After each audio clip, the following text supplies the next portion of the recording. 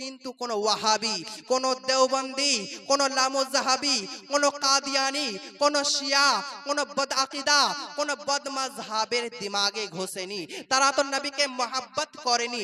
আরে যে নবীকে মহব্বত করেছে সেই তো আজমত ওয়ালা হয়েছে। নবীকে মহব্বত করেছে তো সিদ্দিক আকবর হয়েছে। নবীকে মহব্বত করেছে তো ফারুক আজম হয়েছে। নবীকে মহব্বত করেছে তো উসমানে গনি হয়েছে। নবীকে মহব্বত করেছে তো আলী হায়দার হয়েছে। নবীকে মহব্বত করেছে তো খাদিজাতুল কুবরা হয়েছে। নবীকে মহব্বত করেছে তো ফাতিমাতুজ জাহরা হয়েছে। নবীকে মহব্বত করেছে তো হাসান ও হুসাইন হয়েছে। নবীকে মহব্বত করেছে তো ইমাম জাফর সাদিক হয়েছে। নবীকে মহব্বত করেছে তো ইমাম বাকের হয়েছে।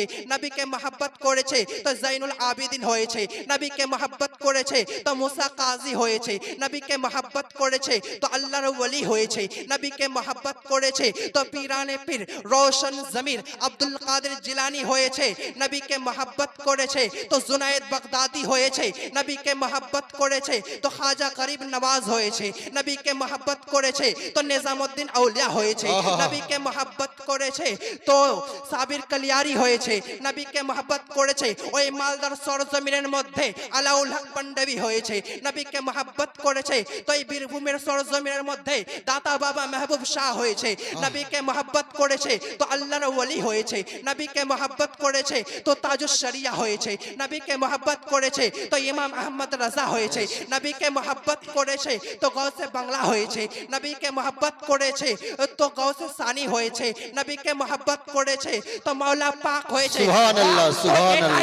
যে নবীকে মহব্বত করেছে সে তো আল্লাহর ওলি হয়েছে এবং মরেছে তো মরেছে, তার কাফনটাও ময়লা হয়নি। তাই তো আশিকে রাসূল বলেন জমি मैला नहीं होती, जमन मैला नहीं होता, मोहम्मद के गुलामों के कफन मैला नहीं होता।